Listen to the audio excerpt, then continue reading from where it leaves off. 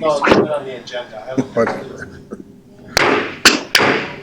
Not on the agenda, so I'm going to take his mask off. It's fogging my glasses. I'll be in the next meeting, probably. Okay, welcome everybody. I'd like to call the May 5th meeting of the City Council for the City of Cannon Falls to order.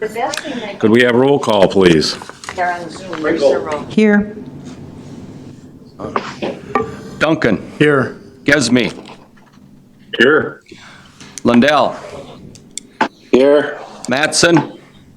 Here. Montgomery. Here. Altoff. Here. Would you stand for the Pledge of Allegiance? Pledge allegiance to the flag of the United States of America and to the republic for which it stands, under God, one nation, indivisible, and liberty and justice for all.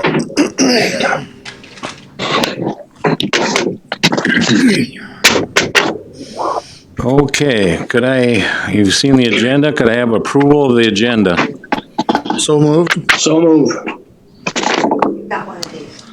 How about a motion by Bill and a second by Morris to approve the agenda? Any discussion? All in favor?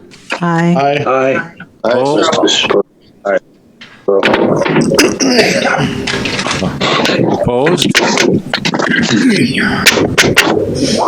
Carried. Okay, you've seen the agenda, could I have approval of the agenda? So moved. So moved. Oh, let's go through it again. Let's do it again. How about a motion by Bill and a second by Morris to approve the agenda? Any discussion? All in favor? This is the West Coast delay?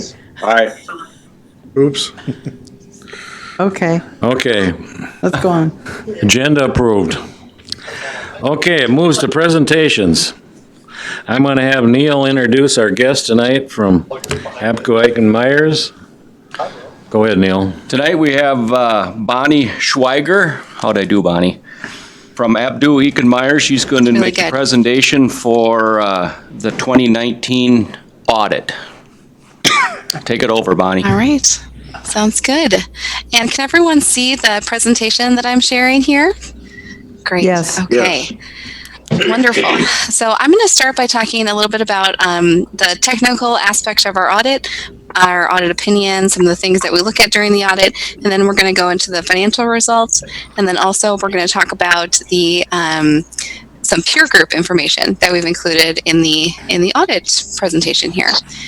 All right, so first about our opinion. So we did provide a clean or an unmodified opinion consistent with what's been given in prior years. And basically what that means is we were able to obtain reasonable assurance that the financial statements were free of material misstatements. We did not have to make any large adjustments. The information that was provided to us by the finance staff was in good order, and there were no obstacles or hiccups we ran into during our audit. So it was a very good audit, very, very clean. We also look at compliance with Minnesota state statutes. There are a number of different areas that the city has to be in compliance with for state statutes. The Office of the State Auditor provides us with some checklists to go through, and it lays out some of the things that you have to do during the year. And it's around disbursements, conflicts of interest, how your council meetings run, how you do bids, things like that. We do different types of tests to test the compliance, and this year there were no issues that we ran into. So we have no legal compliance findings to report. We also review internal controls, make sure the right checks and balances are in place, are the processes and the policies of the city being followed when those day-to-day disbursements, receipts, payroll, those types of day-to-day transactions are being processed. And there is one area of internal control that we need to report to and discuss, and that is preparation of financial statements.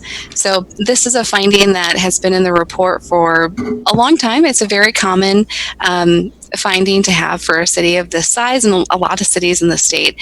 And it's all around the financial statements being a part of your internal control environment, but you have us as your auditors, an outside entity, prepare those financial statements for you. Again, very common, but very important to understand that the financial statements are key to having a good control environment, and management, the city does need to approve what you are doing tonight and accept responsibility for those financial statements.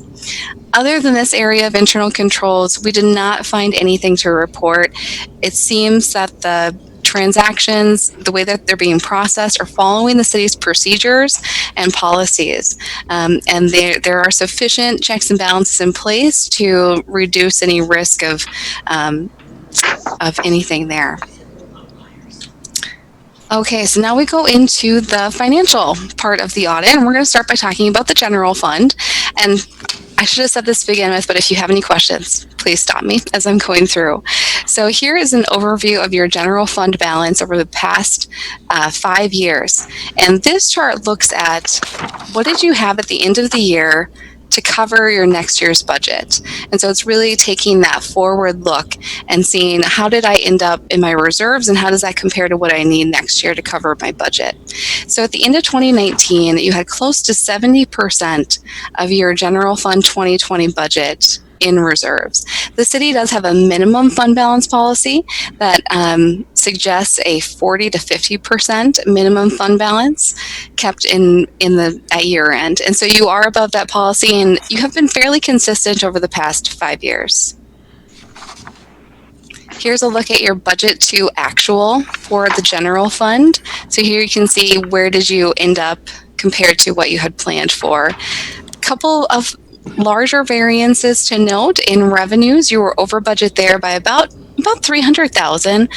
A really big piece of that budget variance is some reimbursement that came in for tornado damage. So there were some expenses in 2018 that were now recouped in 2019 that were not budgeted for. And so a lot of that $295,000 revenue variance is from state aid for the tornado damage that came through. Expenditures fairly close to budget, about $6,000 variance there. And then you'd have some transfers out during the year that were planned for. Overall, your fund balance did increase about $300,000. Here's a look at your general fund revenues by type. So you can see where the largest source of your funding comes in. Taxes, which very common for all cities, largest source of your funding there. Intergovernmental includes things like LGA and any other state grants that are received into the general fund. Here's a similar look at your expenditures by type for the general fund. Largest source of cost of public safety.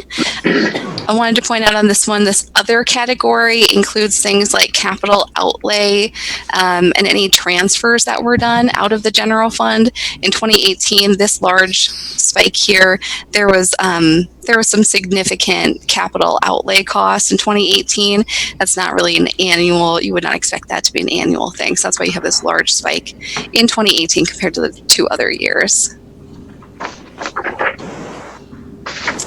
All right, and then separate from your general fund are your capital project funds.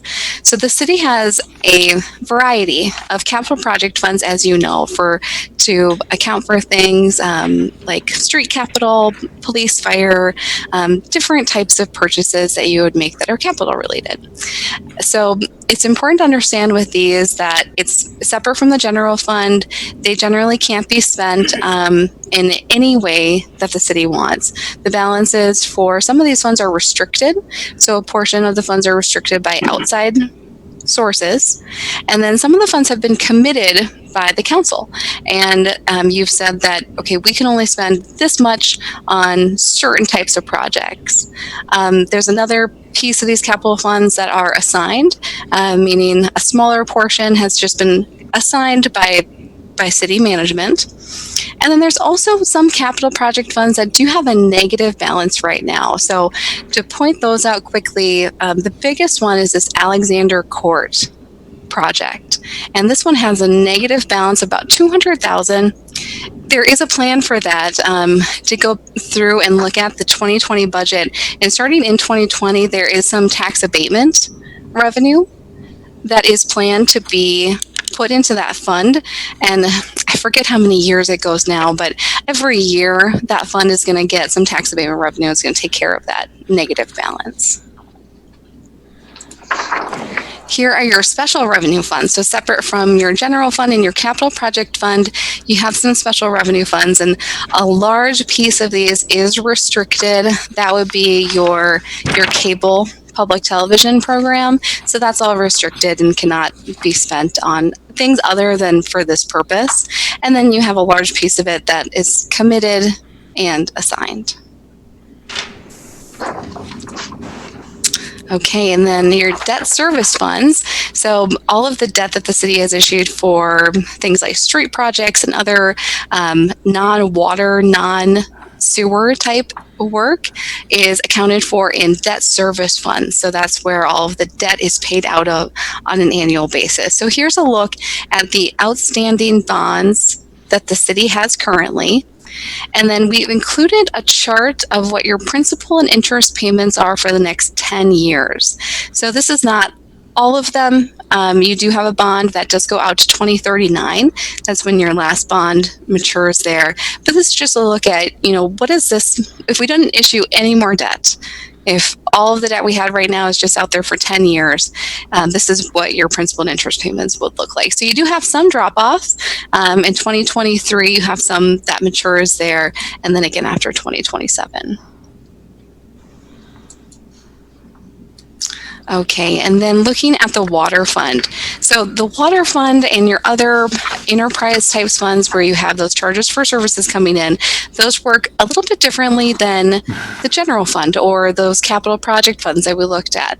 It can be helpful to think about the water fund in terms of how much cash do we have coming in to support our operations. And so these charts focus just on your cash activity during the year. So this top chart here shows operating receipts in blue, and then in gray you have your operating disbursements, your operating costs, and then in green are your debt payments. And so this really focuses you on how much cash did I have coming in from receipts, my charges for services to cover my cost, and then also my debt payments, how much came in and then went out in cash. And so fairly consistent receipts year over year with a little bit of a slight decrease. But it's been pretty close to that coverage for debt payments and then also operating costs in the water fund. And then the bottom chart here is a look at how much cash in total do you have. And then we wanted to give you a suggested minimum target balance. So what we have here, this red line, is all of your next year's debt service plus 6 months of your operating costs. For a lot of cities, that's a good kind of minimum balance to shoot for, to say, hey, as long as I have 6 months of operating costs plus all of my next year's debt service payments, I could withstand something happening in the water fund. Now, of course, it's important to think about, okay, what capital projects do I have coming up and how much cash do I really need in there to cover not only operations, but also future capital. So right now your water fund has been increasing year over year with an increase from 1.45 to 1.5 million. And here is the disposal fund. So the disposal fund, a very consistent look year after year with your operating receipts just being slightly under your costs and your debt payments. And then if you look at your cash balance, there has been an increase over the last few years, but you're not quite meeting that minimum target balance suggestion. One thing I wanted to point out there, like I said, this minimum target focuses on debt plus 6 months of operating cost. Your debt in the disposal fund, I believe, is a PFA bond, and that is going to fall off fairly soon. So that's going to be done, I think, pretty quick here, and then this will decrease significantly. You're going to drop off all of this green portion. And then here is your ambulance fund, looking at how much cash came in for the ambulance fund compared to cash that went out. And so you did have a decrease in 2017 to 2018, but then there was an increase in your cash balance from 2018 to 2019. And then here's a look at your stormwater fund. So here's your stormwater fund year after year, building a good balance. Again, important to think about with this one, like all the other ones, not just what your minimum target is, but also what do we need in here for capital in the future. Doing stormwater improvements can be pretty costly, and it's good to think about, okay, what do we really need for cash to pay for those future improvements? And then the Deputy Registrar Fund. So the Deputy Registrar Fund was able to go from a negative to a positive cash balance. In 2019, there was some large reimbursements received from the state for some of the past operating costs and some of the extra expenses that they've incurred. And so that was a big driver in that increase. And then here's your recycling fund. So not a ton of activity flows through there, good receipts to cover your operations there. Here's an overall look at your cash and investments by fund type. So you've been talking about all these different funds. It can be helpful to think about your cash balance. Sometimes you're just presented with one number of total cash in the city, but it's important to keep in mind that that cash really is broken out into all of these different places that may or may not be available for you to spend. Okay, and then just quickly, I want to show you some ratio information that we've pulled from the state of Minnesota. So the next few slides go over some peer groups that are based on 2016 through 2018 data from the Office of the State Auditor. We obtained all of the cities in Minnesota, their tax, debt, expenditure information, and then compiled it into different sets of groups. And so here we have class 4 cities, which is based on size, and then cities in Goodhue County, and then the city of Cannon Falls here. So here you can see what the tax rate is for your city compared to others. And then the second chart here is taxes per capita, looking at that compared to others. Now, with this comparative information, no two cities are exactly the same. There are things going on that other cities don't have, and it's just important to keep that in mind when you're looking at these. It can be helpful for, raising the question and starting to think about, okay, what's different compared to other cities, and what could be the same. So just a little bit of food for thought, but it's not apples to apples here, so just bear that in mind. Here's the debt per capita information for the past 4 years. And so there was that decrease from 2018 to 2019 because no debt was issued this year and due to regular scheduled debt payments there. This next chart looks at debt service expenditures as a percent of total expenditures. You can see what are we spending on our debt as an overall. So you've got 17% of your overall expenditures for this year were related to debt. And then here's a look at your current expenditures per capita. So just normal operations for your governmental type funds, how much are we spending compared to other people. And then here's capital expenditures per capita. And this one fluctuates a lot. And so you can see in 2018, it was much higher, and then you had a good decrease there. And then here's a water fund and your disposal fund debt service coverage. So you can see how much do we have coming in cash receipts to cover just our debt payments. And so it's very similar to the information we looked at before, looking at how much are we able to pay out of our cash receipts for our debt payments. And so you want to get this percentage. The goal is to get it as close to 100% as you possibly can. So it's a good trend there, not a lot of variance. And that is my presentation. So I would love to go over any questions that you might have. What is the size of a class 4 city? Like what would be the small, what would be the large, and where would Cannon Falls fit in there? So a class 4 city is going to be, I believe it's up to, I'm just going to check the exact number real quick before I say the wrong range.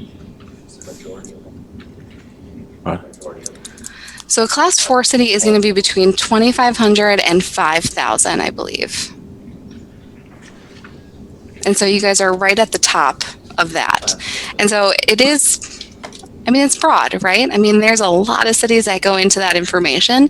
And one thing, if you guys are interested in ever looking into this in more detail, we have all of this, we aggregate it here, but I have all of the detail. And so if you ever want to see a specific city that you're more comparable with, I can for sure send that over if you're ever interested in looking at that. Mm-hmm. Thank you. Yes. I got one question. We've been struggling with our water and sewer rates in town here in the last couple of years, and up till this year, we had a 5% increase in those rates. Now you're saying our water, debt, and sewer rate are right at 100% where they should be. And then I was looking at the water funds and sewer funds, like we're a little short on disposal. What's your recommendation? Should we keep freezing the rates, or do we need to increase those? It's a great thing to think about because it all depends on what your capital plans are.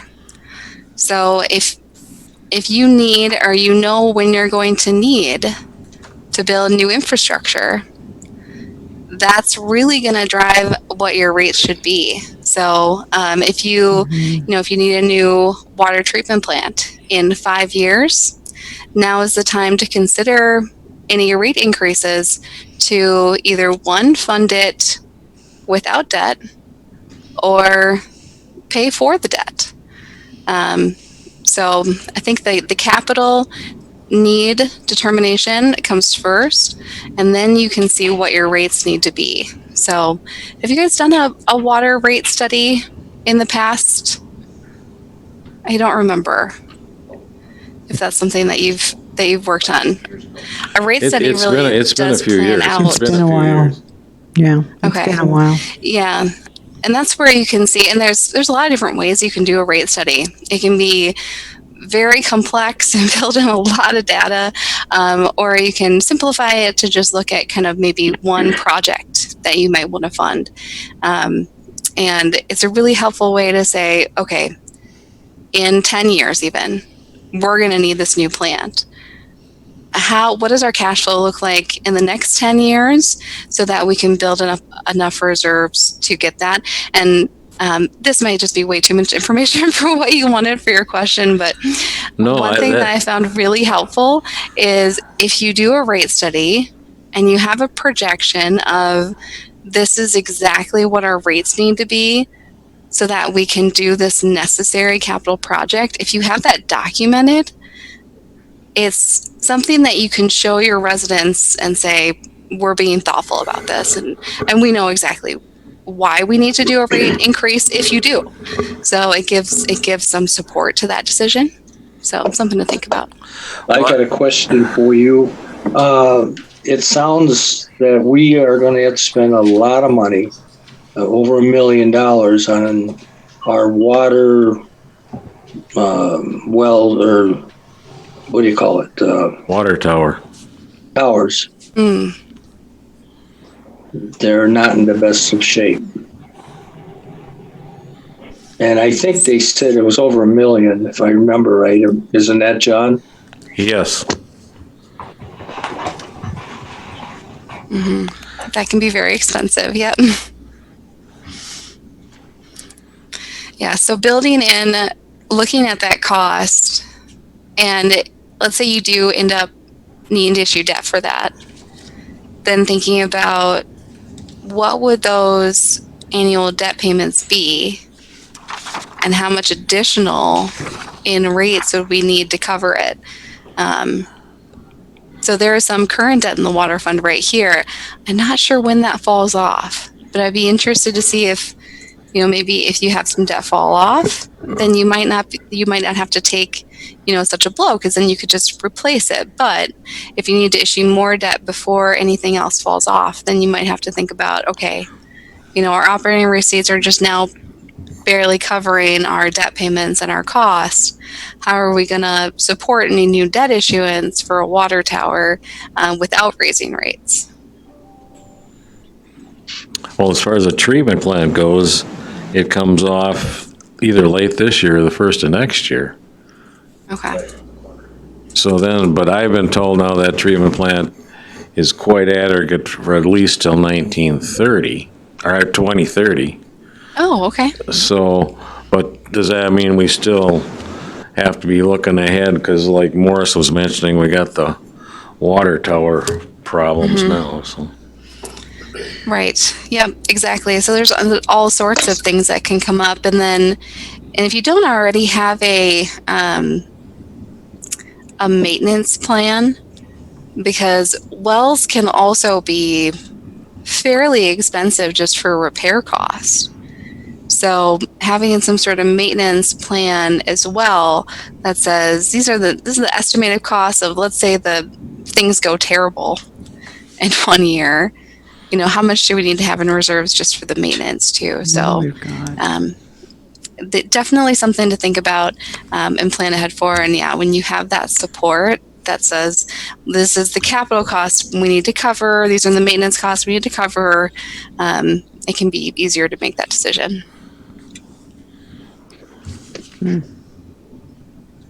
Good. Any other questions for Bonnie? Neil? Oh, okay. Any questions for Bonnie out there? Oh, Okay, Neil, you had a comment? Yeah, I just wanted to say that with the absence of Linnell and in the transition period, the audit had to be done, and I just wanted to say that Michelle and Sarah really stepped up to the plate and took care of business with not ever doing that portion of the finance before. They did a great job. I just wanted to make sure you guys knew that. Yeah. Kudos to those, they did a good job. They really did. They were extremely helpful during the audit process. It was really great working with them. Okay. Well, thank you, Bonnie. All right. Well, thank you so much for your time. I sure appreciate you guys letting me come and present, and have a great rest of your night. Thank you. Great. thank you. Thank you. Bye. Okay, we will get to the consent agenda. Consent agenda items may be adopted under one motion as presented, or may be removed for discussion and resolution as council business. For you at home and in the audience, I'll go through the consent agenda. Item A, prove that, okay. Before I read that, take a motion to approve the presentation and approval of the audit. Is that right? I'll move that. I'll second. Motion by Mary Jo, a second by Bill to approve the audit presentation by Abdo, Ike, and Myers. Is there any other discussion? All in favor? Aye. Aye. Aye. Opposed? Carried. Okay, consent agenda items. Item A, just and correct claims for the accounting period ending April 30th, 2020. Item B, minute meetings for the April 21st, 2020 City Council meeting. Item C, Resolution 2478, accepting a donation of $150,000 from Economic Initiatives of Cannon Falls for the Cannonball Project. And item D, approve the 2020 Mill and Overlay Project. Is there anything you'd like to pull down? I'm going to pull down item A.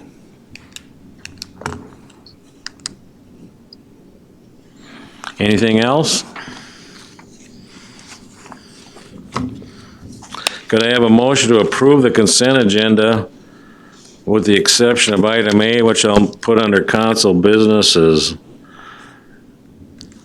B, claims. I will move that. Move to accept the consent agenda minus item A. A second of that? I'll second. Derek seconds it. Any discussion? All in favor? Aye. Aye. Opposed? Carried. Okay, we'll move to council business.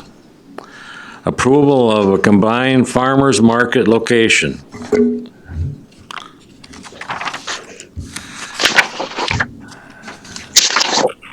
Neil?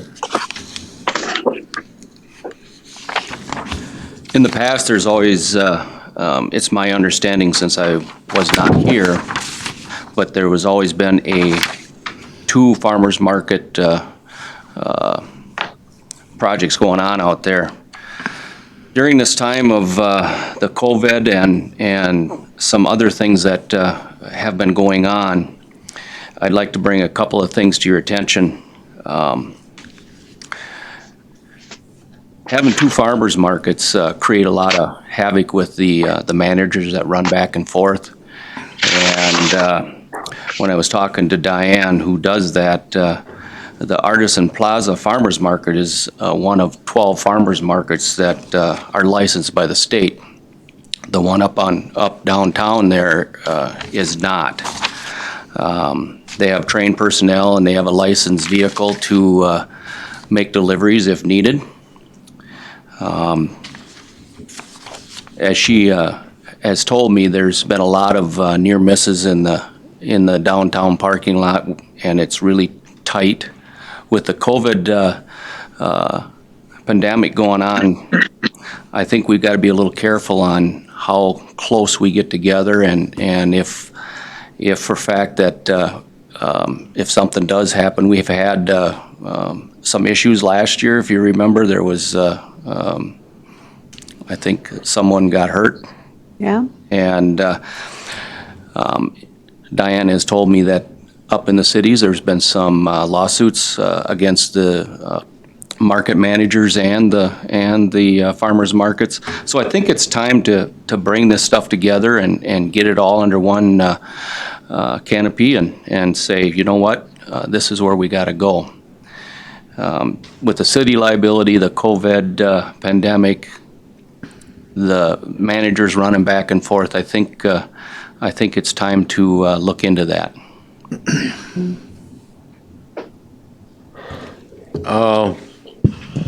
So, any comments from the? Yeah, my name is Tim Molly. I'd like to talk a little bit about the downtown location and representation of all the vendors that work there.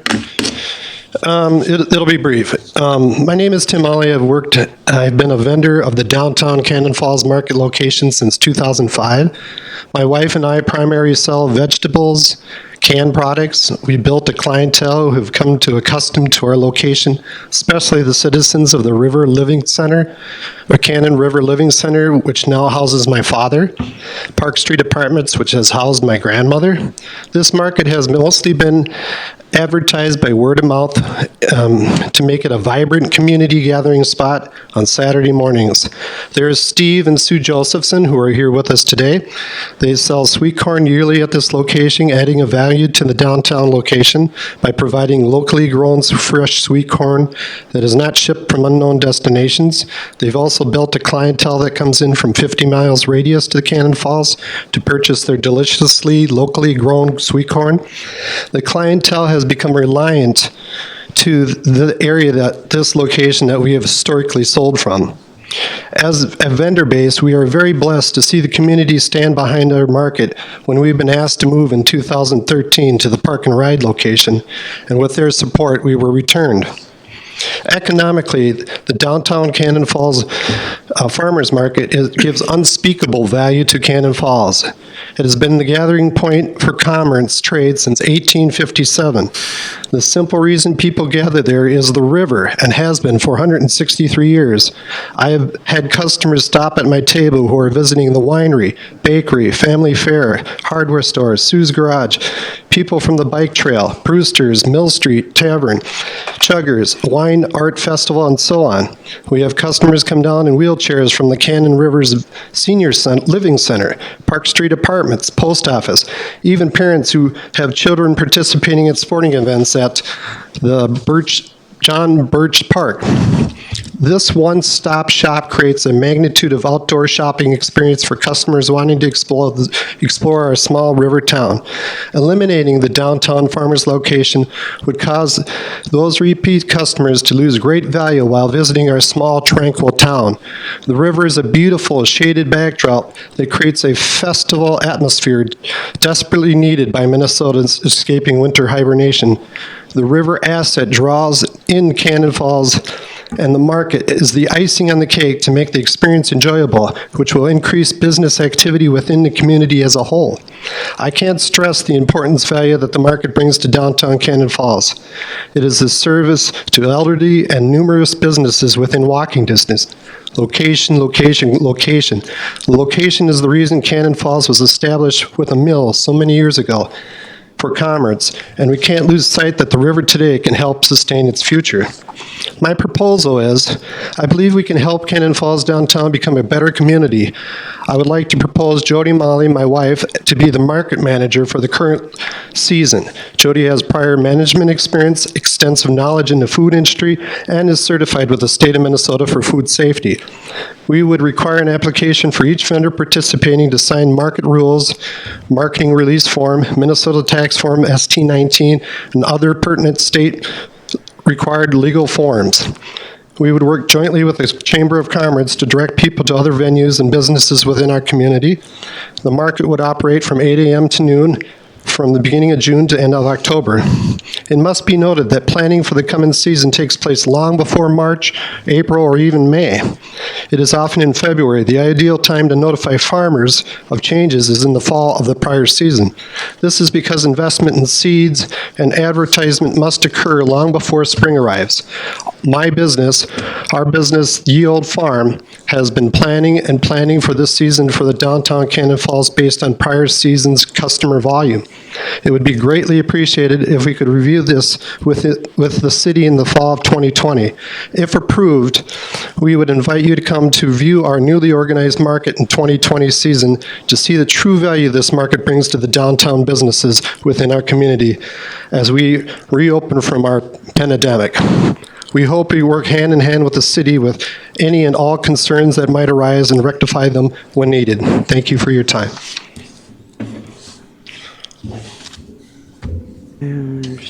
We also have some bullet point handouts here if you would like.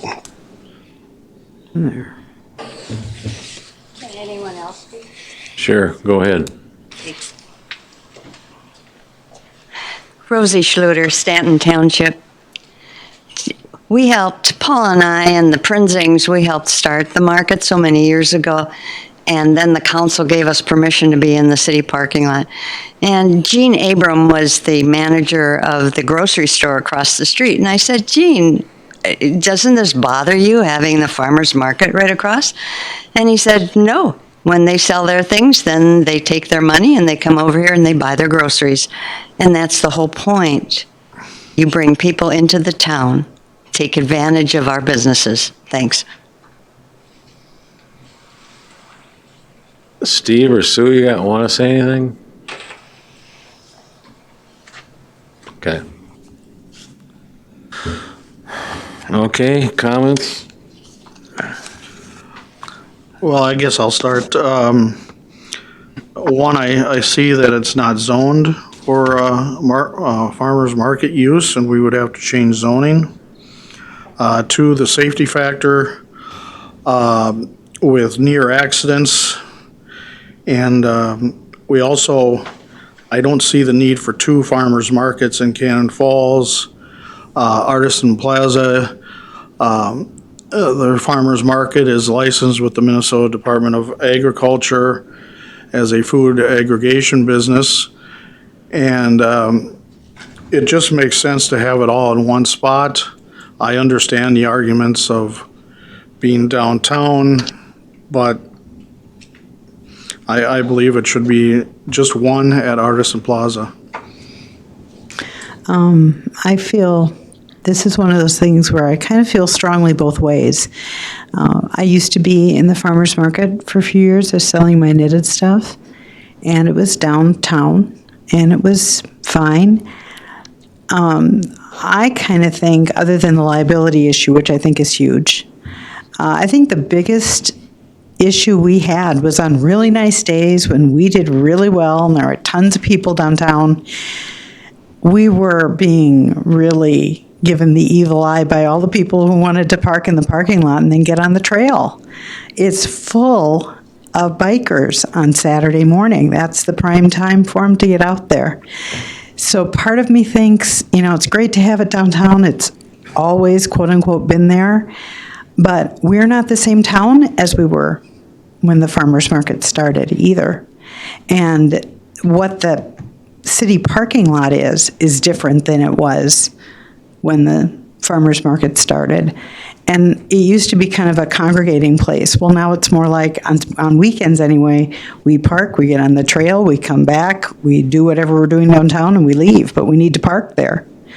So, I don't know. I think the liability issue is pretty big too, though. So, I like it downtown, but I also think we only need one location. So, I would tend to agree that Artisan Plaza is the place for it. That's just me. We also talked about last year, this winter, about maybe a Wednesday night downtown and a Saturday at Artisan. Mm-hmm. I don't know how that would go with. I know Sue and Steve are.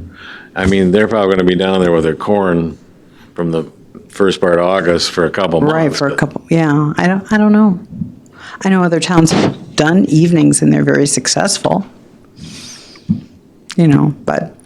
Well, I think Bill and Mary Jo, you guys did make good points. But I agree a lot. I can't remember what that first guy who spoke, what his name was. I don't remember either. Tim. Made a lot of sense to me. I think a farmer's market just has to be downtown. Having it on the farthest south edge of town that we can get isn't really a farmer's market. It's just a reason for people to go to Artisan Plaza. And it benefits one store. Where downtown, there's a dozen plus stores that it benefits. I do agree there should be one, but I think the one should be downtown. And I think we can make it work. We've been doing it for decades. As far as parking for bikers, these people that go bikes, they're planning on riding 20, 30, 40 miles. There are plenty of spots in town they can park. They don't need to be right next to the trailhead. If they have to park 3 blocks away and bike to the trailhead, I mean, like I said, they're going to be going 30 miles. I think a few extra blocks isn't going to kill them. And we really want to have people who come to town, leave for the day, come back, get in their car and go home, take all of our prime parking spots. I don't know. So I would like to have one downtown. I realize that probably won't happen, but I'd like to have at least one downtown if we could. Okay. Well, my concerns, I guess, I maybe downtown too, but there is the liability thing of having it downtown. And secondly, this social distancing is going to be with us for a long time. And I think downtown is probably a bigger problem than out south, because out south you got the booths all in a circle out there. You can social distance, but downtown's a little different too, and that's going to be with us for years. At Artisan Plaza, are they able to drive through the market or not? Or do they have to get out and walk? Because I know that used to be a thing downtown. A lot of people wanted to drive through. They've got to park and walk. Okay, then that's the same then. Okay. But I was the one that put it on the agenda and I'd bring it up because I wanted to know what you guys were thinking about it, because we should make a decision now. It should have been made, like Tim said, last fall, probably. Yeah. Well, like was said, liability is a big issue, and we've been allowing it, and our zoning does not allow it. And Well, and at this point, to me, there's a question whether there's going to be one this year anyway. We might be starting from scratch again in the fall. Really, I mean, we may not be able to do this. My turn? Go ahead. Sure. Well, I think it's a bunch of crapola. We've had farmers market in downtown Cannon Falls. All of a sudden now the zoning is wrong. My gosh. You're affecting a lot of people that maybe don't have the opportunity to drive down to Artisan Plaza and are within walking distance, and alienating a lot of downtown businesses. I just don't get it. Why everybody always lobbies to get it moved out of the city. It's always worked, and back to that the zoning. That's ludicrous. It's never been an issue before. And zoning can be changed very easily. Another thing too, we always say we want to help downtown, and now we're trying to take something that takes people away from downtown to the benefit of Artisan Plaza. I have nothing against Artisan Plaza.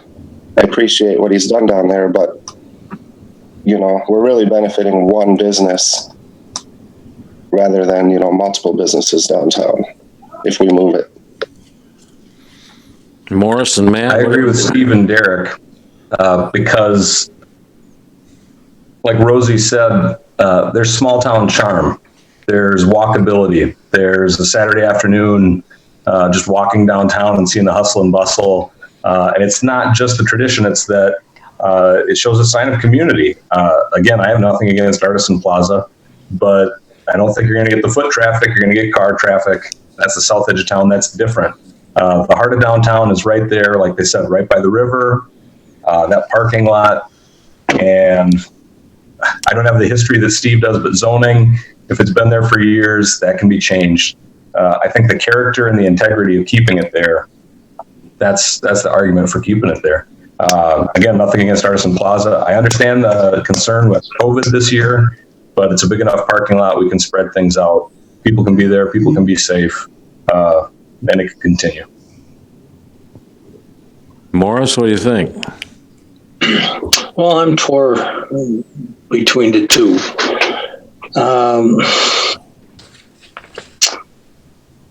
I know the one south, it's good for, like you said, being state approved.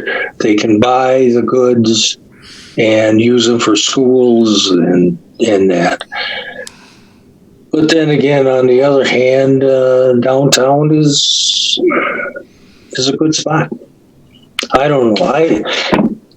I'm torn in between both of them, but I guess what I would like to see maybe is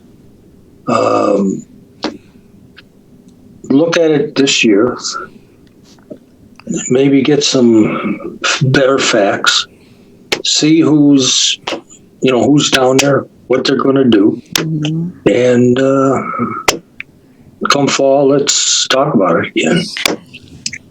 Do we have a lot of overlap? Like, are there a lot of vendors that are in both locations? There's some. Some? Okay. I remember when we went to this 2-location thing, and I thought, wow, if you were a one-person operation, like I always was, you couldn't do it, and then you have to come up with the fee and everything to participate. I don't know. I mean, I can The good thing is the fee is good for either both markets. Yeah, so that that part is good. That part was good. Yeah. Well, we did this last year. I think we talked about it, and we decided we were going to look at it last but isn't that year, helpful? and now we've kicked it down the road. But I mean, if that's what you want, we'll go for both places. We could put it to a vote and see what we think, but. May I say something? Does anyone know approximately how many vendors are at each location, like on a good Saturday? I'm never really able to attend, so I'm not sure. Well, I think downtown you have about 5 or 6 regulars. Yeah. Out at Artisan, I think it's more like 15 or 20. It really depends on the weather a lot. Sue, go ahead. Yeah, a couple things I want to say. Actually, I don't think they've got regulars many more than 6, 7 down there. And we have usually 6. But we did lose a substantial number when they implemented the fee because we never had a $100 fee in the past before. So we did lose some of our vendors, at least 4. When that happened. Also, I just want to say we all have liability insurance, all of us. That's always been the case. And so that the city is not responsible for if something happens with the people that are interconnecting with us. And also, Saturday mornings, the city parking lot is not full. And we have a lot of people, if there are bikers, they often come to the market too. So, and there is space because we're only there till 12 o'clock. So if there's something going on, like at the winery, that's usually in the afternoon. It's not in the morning. Right. So I'm not sure that that's a big issue. Somebody want to make a motion on one way or the other? Well, I think it still just should be in the one location at Artisan, and I know I'm going to get shot down here, but I'll make a motion that we only have it at Artisan. Second to that? No, I'm not going to second it. He got cut off. He got cut off. Oh, Morris, can you hear me now? Yeah. Okay. I made a motion to go forward with just Artisan Plaza as the farmer's market location. Okay. The second of that? Motion dies for a lack of a second. Another motion? Motion to keep the farmer's market and only downtown. Only downtown? So now you're going Yeah, only downtown. You're going to cut out Artisan. Okay. I can't go along with that either. I can't do that either. Well, I know I mentioned that I was for that earlier, but do we already have some grant money coming in based on having Artisan Plaza, having one at Artisan Plaza? Right. Downtown doesn't get that money. Artisan does. Artisan does because they're... Right. Because they're Minnesota approved market. Yeah. Right. And we're also going to lose our, the 2 people at the city that help out. They have indicated to me anyhow that they're going to step away if we do not have it at Artisan. Yeah. They cite liability, the many near accidents that have happened in the downtown lot. I think at least for this year, we should not pick and choose if we're not going to allow Artisan to do it alone. I don't think we should just have it at the city. I think that would be a lot of change. So I would say, I would make a motion to keep 2 locations for this year. And then put it in our tickler for about October. Well, we haven't, Matt had already made a motion. Oh, he had made a motion? Oh, that's right. I didn't hear a second on that. Matt, was your motion to be a downtown only? Correct. Is there a second to that?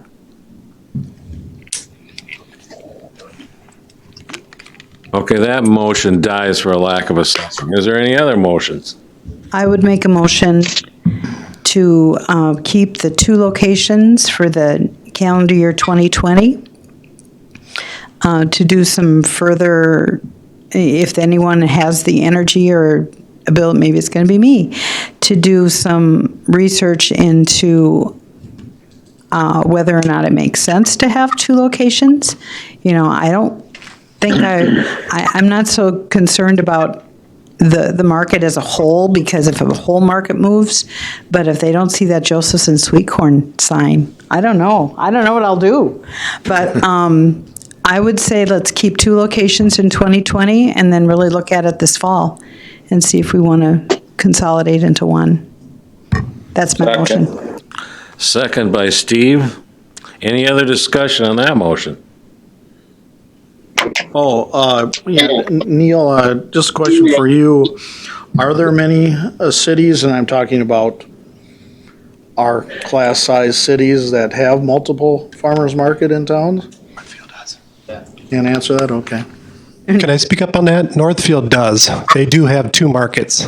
They have a downtown, and just off to the left, they have two markets. They're not our size city. They're 4 or 5 times our size. So they go down like Dundas Way for their second one. Okay. Okay, there's been a motion and a second to approve the 2 markets. All in favor? Aye. Aye. Aye. Opposed? Aye. Motion passes 5-1. And we're still keeping the $100 fee, right? Yes. Yes, that's not changing. $100 fee is still in place.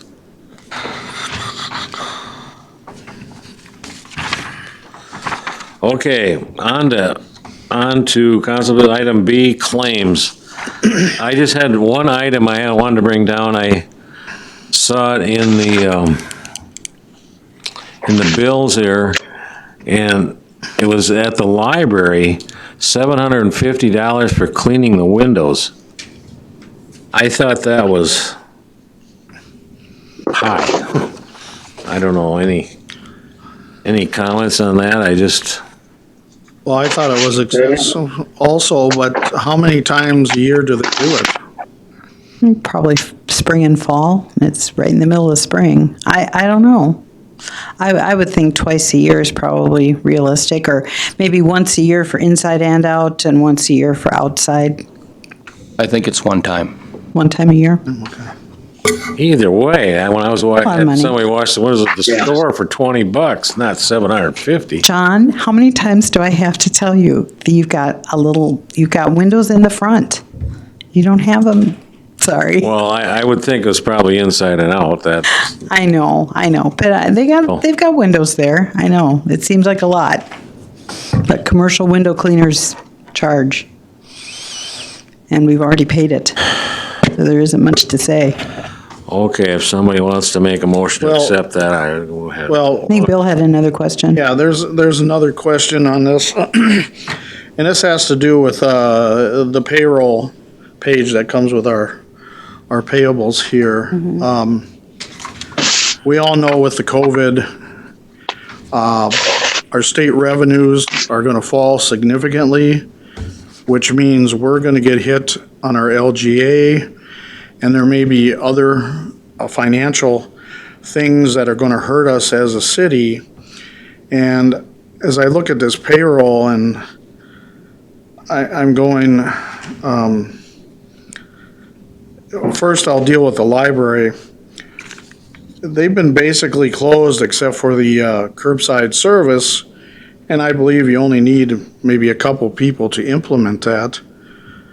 And yet their payroll for that April 19th ending period was over $12,000. That's very. There was a library board meeting a few weeks ago where they established that it's 80% of their job is not, could be done even if they were shut down. It's administrative stuff. It's an office job. It's not just what you see. It's not just face-to-face interaction like commerce. So they've been running, even though the curbside pretty much normal. And if you have questions about that, I'd talk to Nicole. Well, another point I'm trying to get at is I would like to see the library working in conjunction with the rest of the city so we're all on the same page. They seem to be fighting that left and right. The other item, and as I mentioned, because our funds are probably going to be down for 2020 and 2021, is going back to our discussion last fall on the police budget. As you see, their payroll for this was a little over $31,000 for the pay period. And Neil, is it 2 pay periods a month? 26 per year. Okay, got it. we all know that the police department is so top-heavy in the admin side. It behooves us as a city to try and cut our costs sooner rather than later. And that's one area where we can save a huge amount of money. And I just wanted to bring that forward. Otherwise, I'll make a motion to approve the just and correct claims. Second to that motion? I'll second it. Motion by Bill and a second by Mary Jill to approve the just and correct claims.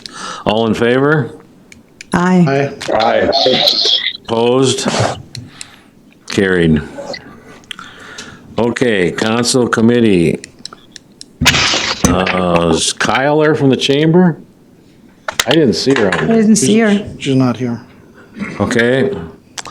Public Works Commission from April 28th. Steve? Yeah, we had a pretty lengthy meeting.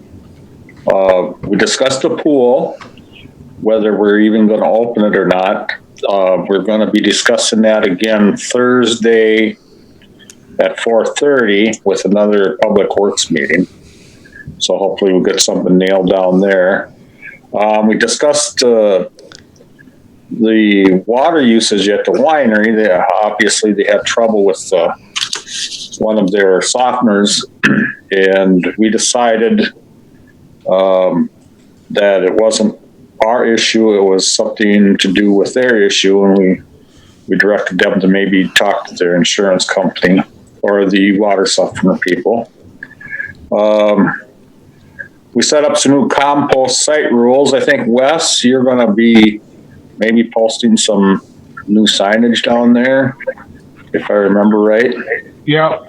We got a bid for, I think it was like $600 and some for new signage. And we did some temporary, we did a bid for a quote for temporary signage, like the stands. That came at like $1,600, but we're just going to do a regular post for a majority of them. And just for like the compost and brush and stuff like that, we'll move the brush one and do regular sign posts for the other ones. Gotta get away from that $1,600, but I'll bring that to the commission next meeting or next council meeting, and we'll go from there. Okay, thanks, Wes.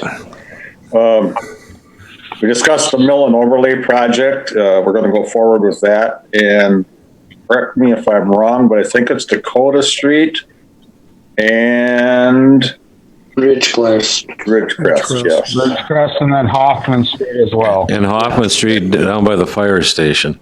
Oh, yes. Yep. If the 130,000 go that far. Yeah. Right. And I seen the memo from Neil, and in my personal opinion, I don't feel that we should include the public safety building in that 130,000. That's not really a public parking spot. That's more for the employees. My thought is that should, if they want to move forward with that, that should come out of their budget.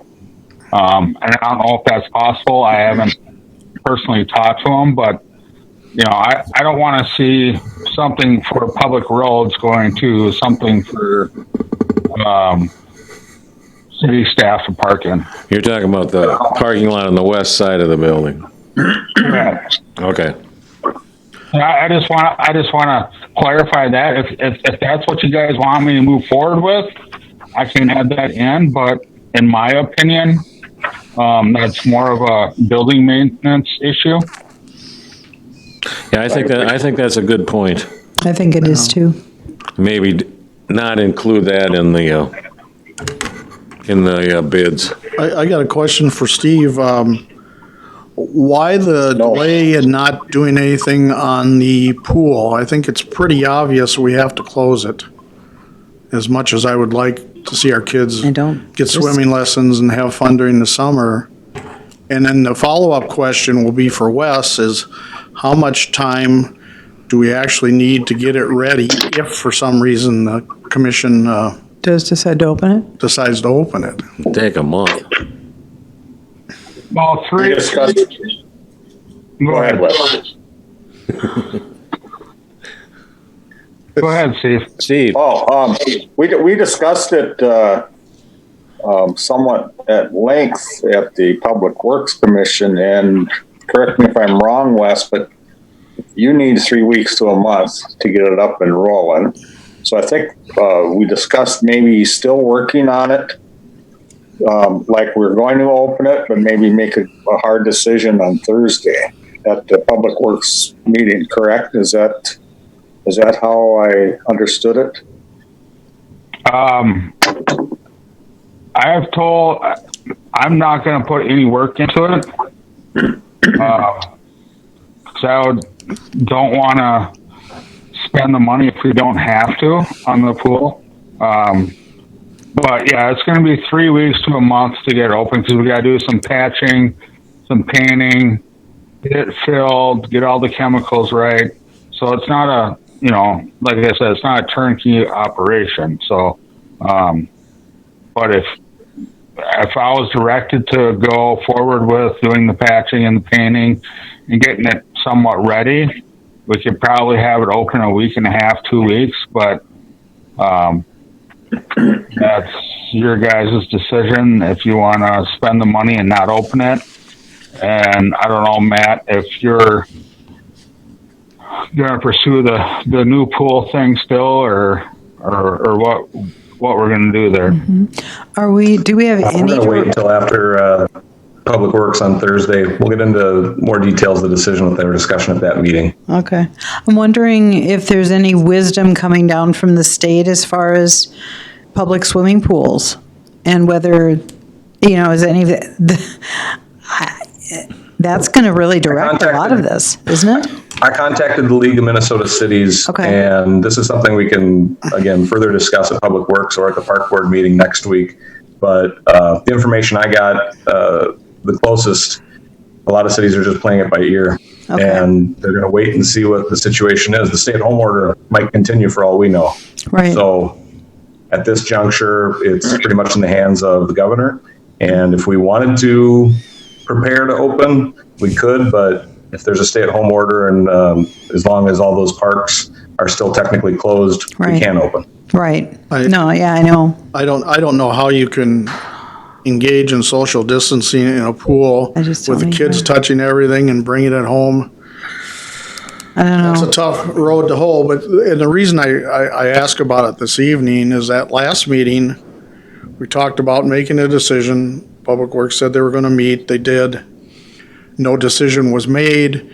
I want to be fair to those who are going to be working.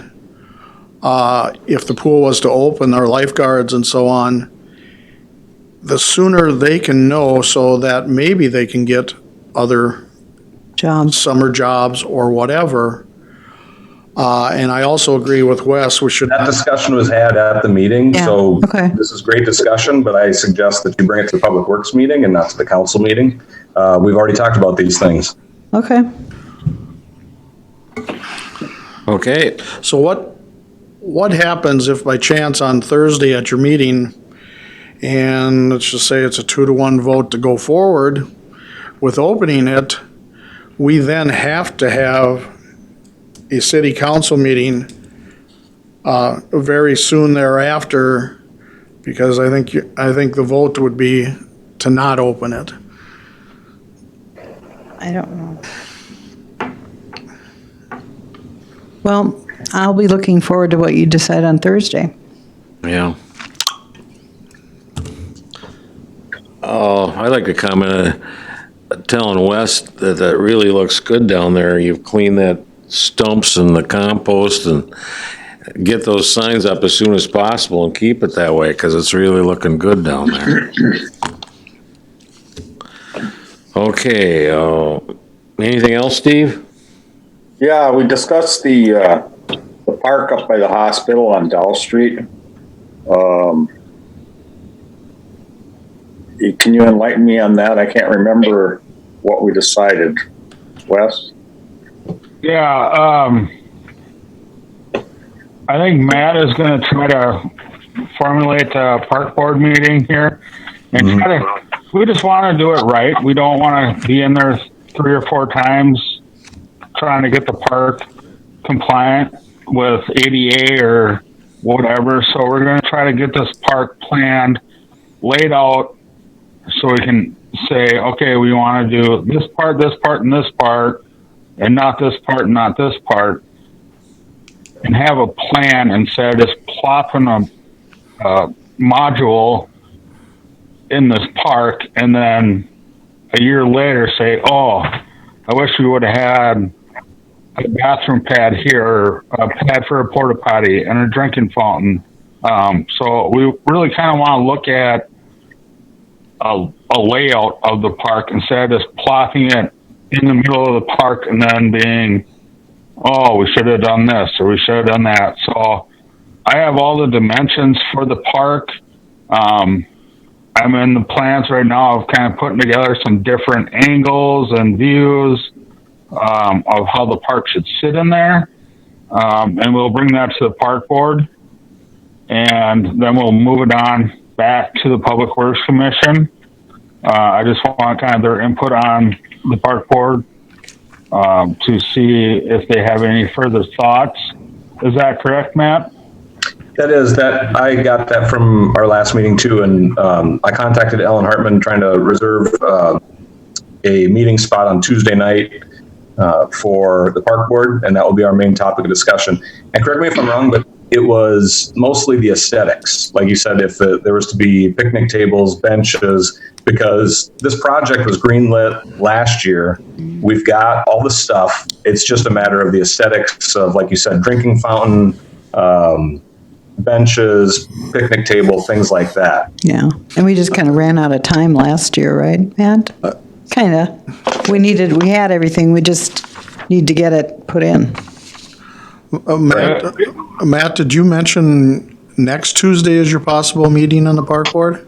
Evening. Yes, I'm trying to get that. Because we were trying to have another committee meeting. Evening's fine. I can live here. Okay. If there's a conflict of schedule, Ellen will probably let me know. We'll have to figure it out. Yeah. Well, I didn't know what time you were going to have it. We have a meeting at 4:30. Now, am I correct that we don't actually put the equipment in? That's all done by whoever sold us the equipment. Is that right? No. So that's the equipment. Mike submitted bids back in March of last year for a partial install or a full install, which Minnesota, Wisconsin Playgrounds would come in, do the whole park by themselves, and it was like, I think it was like $11,000, maybe $13,000, somewhere around there.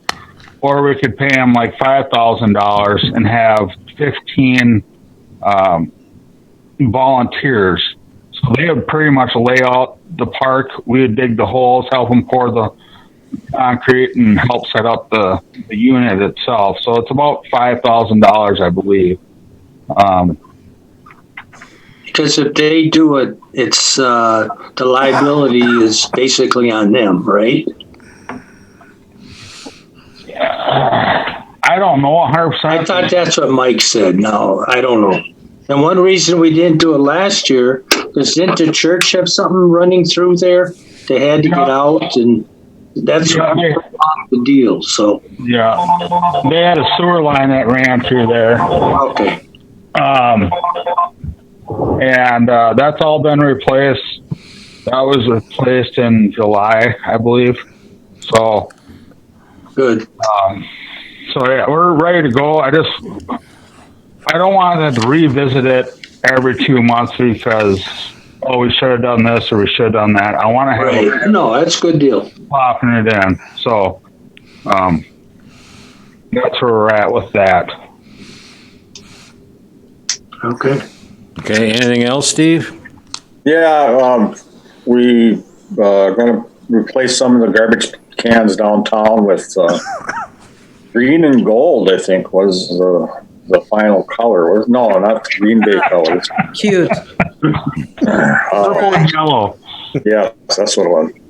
And then the other thing was we discussed the Navarra property up on Cedar Hills, their issues on getting their septic tank or getting their septic line run.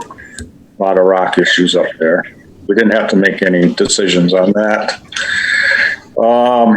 I guess that's it. We did discuss the west side debacle about the bad dirt and the bad grass and whatever. And I want to hold that till later on in my diatribe. I think that's it. Okay. Thank you. Anything in the library board? Nothing. I don't think so. I think they met last Friday, if I'm not mistaken. I wasn't there. I got to do an outing instead. Okay. But my understanding is that Library Director Nicole, is continuing to have people work from home if they can, if there's work to be done. And the curbside was opening up again, and they just look to further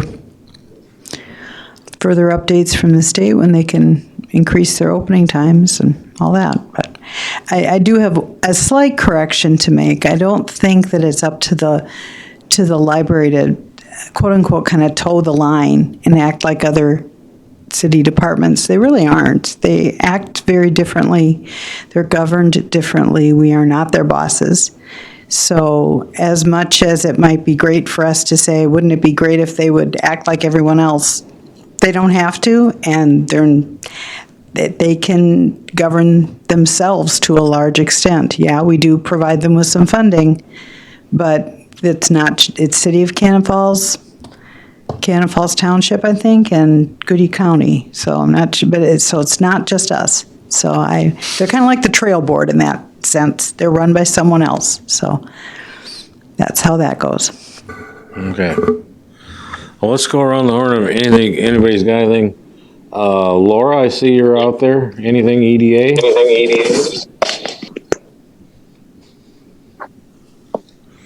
She was. No? Oh. Can you hear me okay? We can? Yeah. Yes. Hello. Suppose I could turn my camera on. I guess the only thing that I have to note is that starting tomorrow, Matt and I are going to start creating a collectively Cannon Falls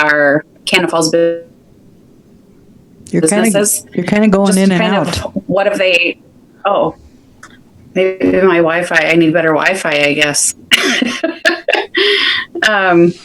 Is that better? Not really. No. Is it no? We're losing I guess I need better. every third word. Okay. I could talk slower. Try that. Okay. Can you hear me now? Yes. Yes, for now we can. Yeah. Okay. Matt and I'll try to talk quick. Matt and I are going to do some interviews with our Cannon Falls businesses and put together a video to spotlight how they've been able to get through this COVID pandemic. Sure. And some of the businesses that have been closed because of mandated order, some that have remained open, and how they've had to change their business model. So anyway, I'm excited to do it, and I'm happy that Matt's going to be the man on the street doing it. Very good. Sounds good. Thank you. Who else is out there? Greg? Greg Love isn't have to show. Hey, John. Nice. Thanks for calling on me. Not too much to add. I talked a little bit with Neil and Wes on the mill and overlay, and we'll get those quotes out and back for your first June meeting, I believe. Okay. Let's see. Who else would be out there? Tim, I don't think I saw Tim. I don't know who's all out there now. Wes? Hi. Wes, go ahead. Yeah. As you can see, we got the sweeper back. I don't know if anybody's been out, but the sweeper has been fixed and ready to rock. We're looking at doing some work in the city parking lot to try to get them center islands looking somewhat decent again. They're pretty high up.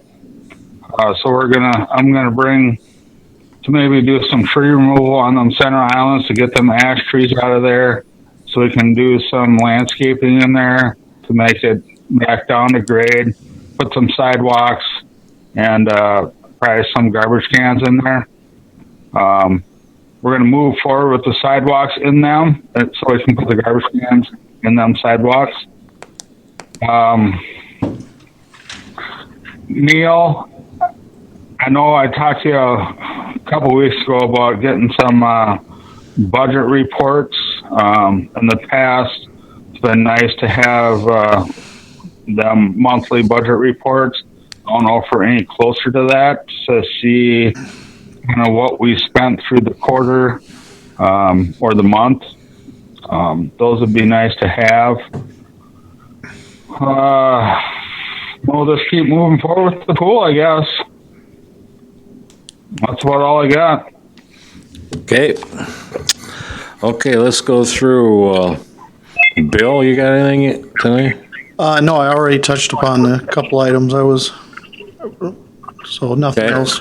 Mary Jill? No. Steve? Yeah, I might have a couple things here. I want to touch again on that West Side 2 project. I feel very bad for the residents up there that they've been, I know we want to try to just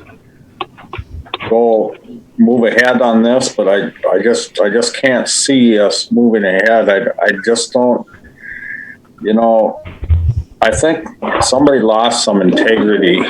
I think was part engineer and part the contractor, and I think they didn't fulfill their duties to the city on doing that job up there. And I don't know if there's any ramifications we can do. We can talk to Knutson and see if there's anything we can do.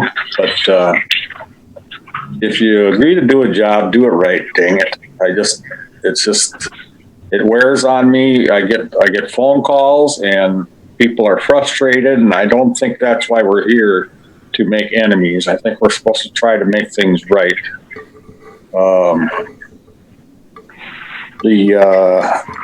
I warned you about opening a can of worms and starting giving people rebates. Everybody, I think, got a letter from another business in town wondering what we could do for them, and I don't think it's going to stop. It's going to keep going. We don't know where this is going, and I replied to them saying that, this is all new territory for us too, and we're all in this together. We just got to be careful. Be careful what we promise to people. The downtown farmers market, I think I made my point clear there. I've been getting some reports on sustain.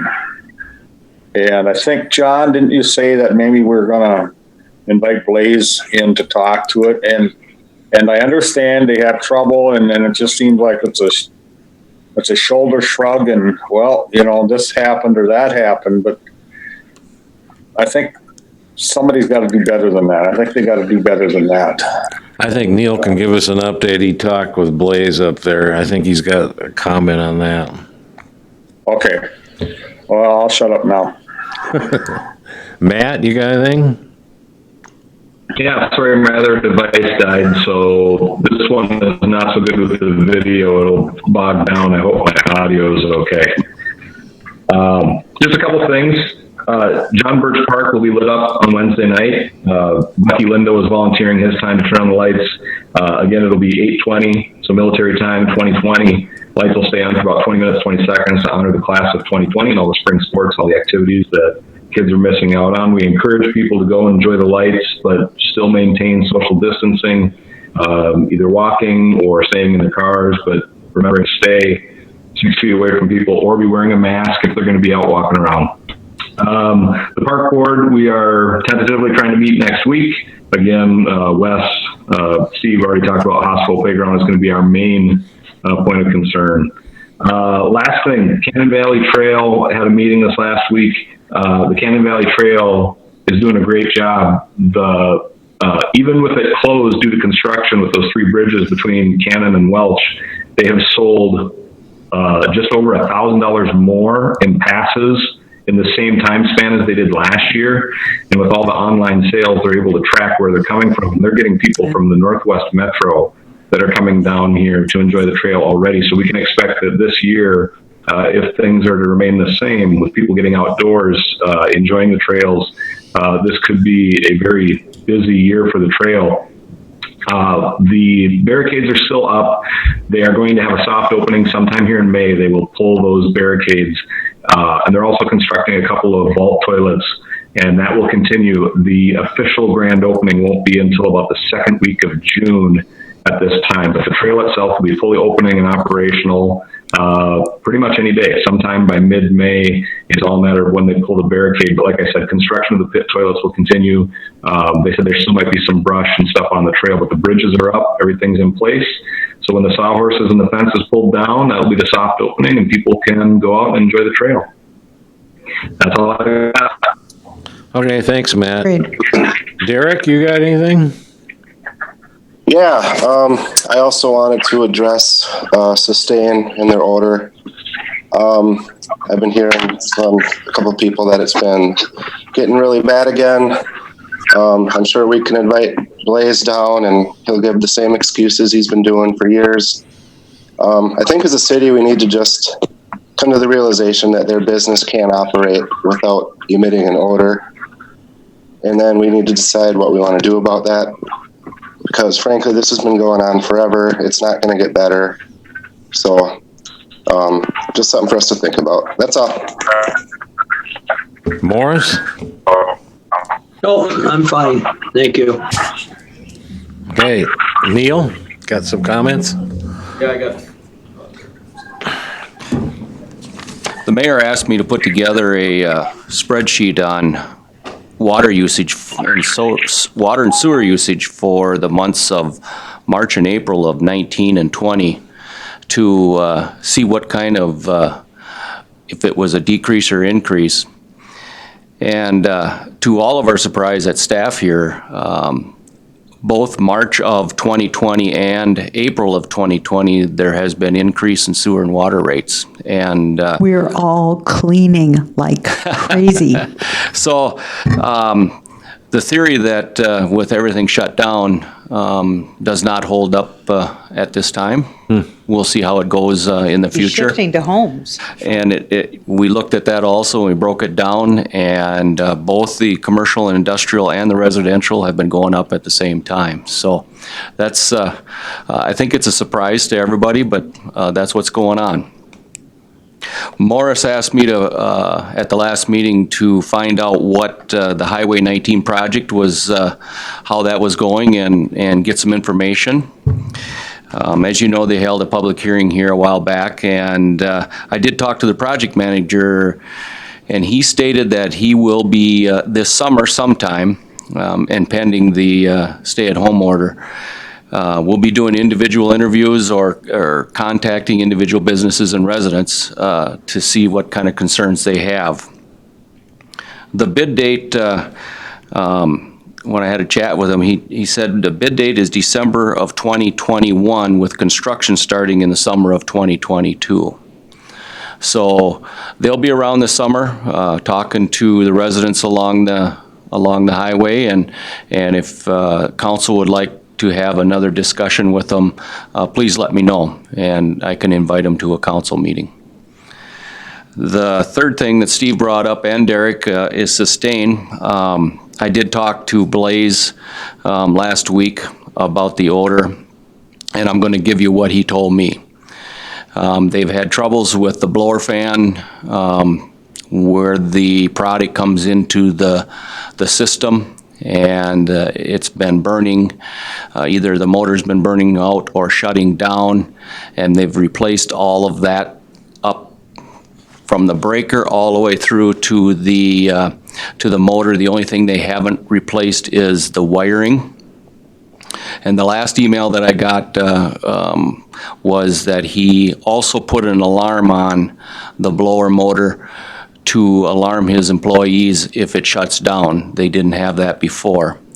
Now, whether that corrects the issue or not, now that's up to the company. So we'll see how that goes. But that's the information I got from Blaze.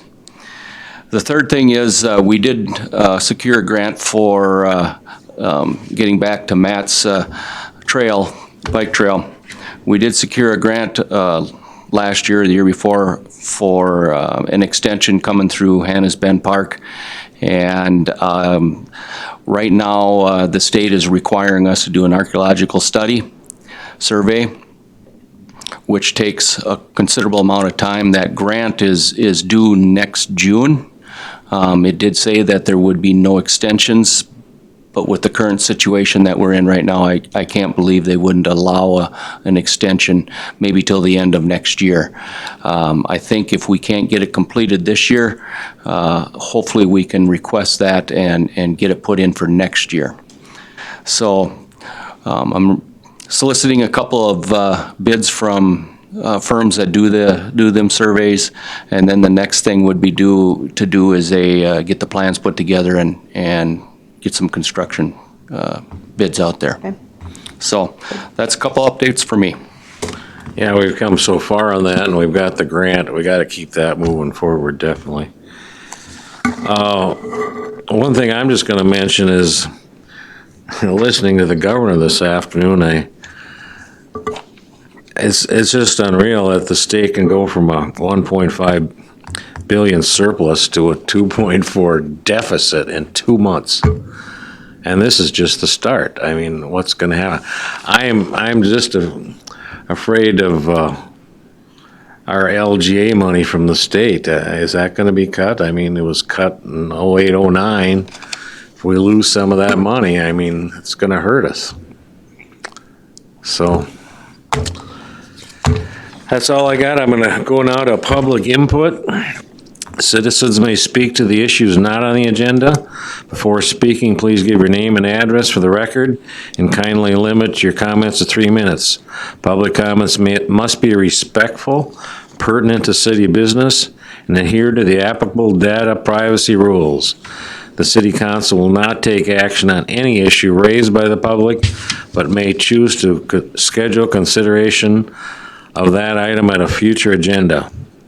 Open the public input. Babel Gorman, Cannon Falls. The West Side 2. I was at the Public Works meeting. It's not just sad, it's pathetic. It's been before the council and the Public Works Commission at least a half a dozen times.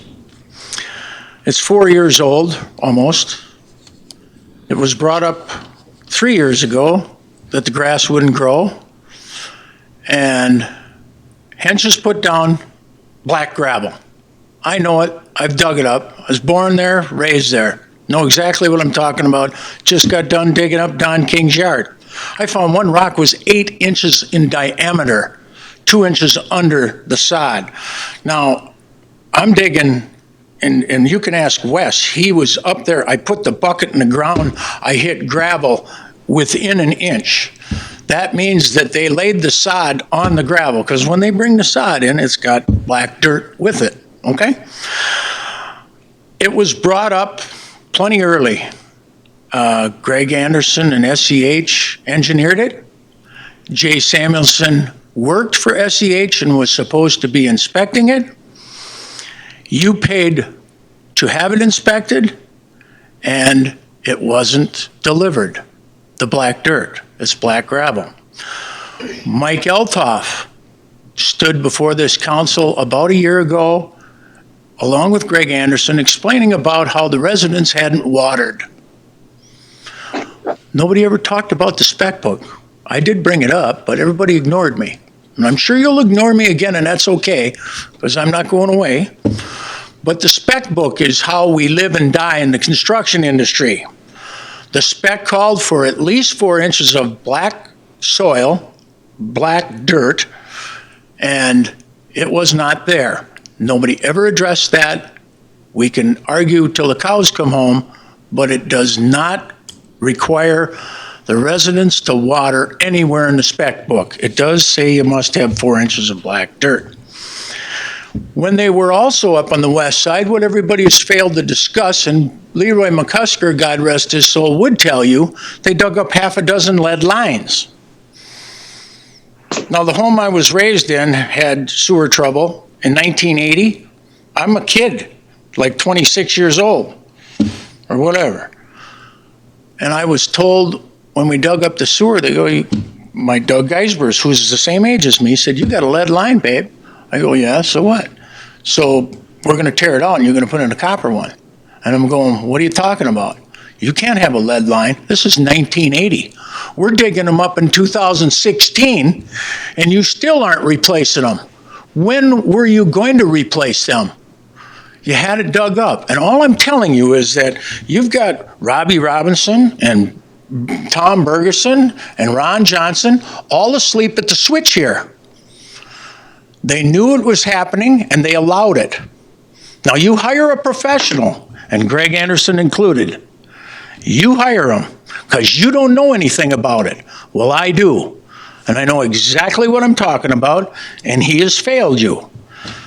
No more than we get done talking about the West Side too, and what happens? We're going to talk about hiring Greg Anderson.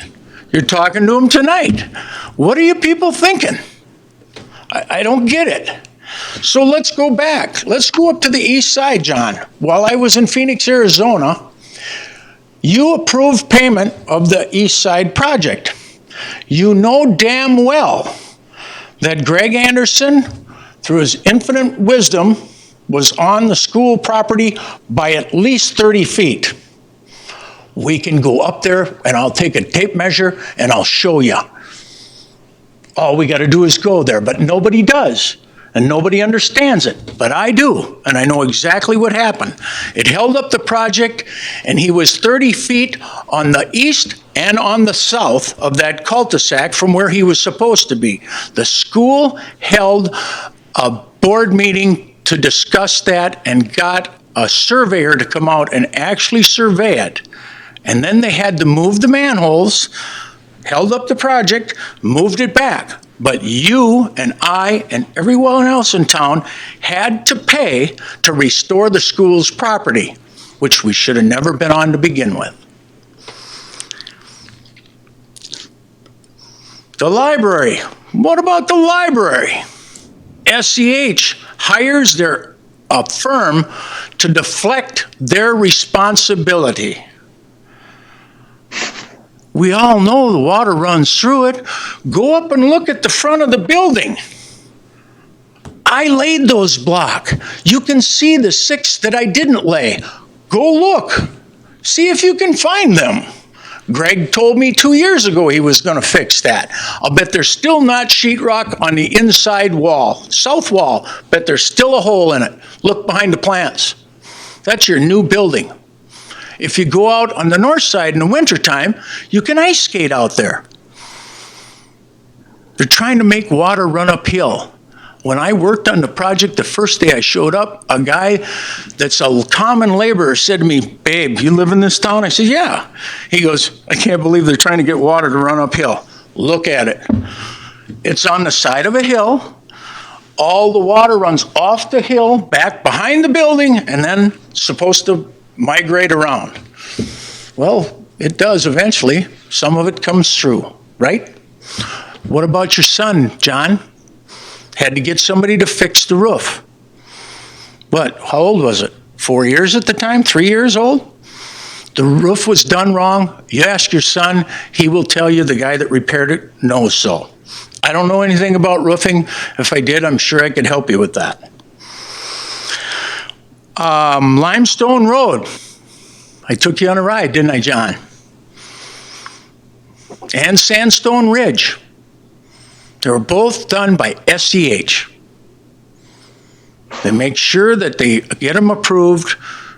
Everybody gets their money. What do you end up with? A mess. A lifelong problem. It's time you changed engineers. It's that simple. He's not doing the job you hire him to do. Thank you for your time.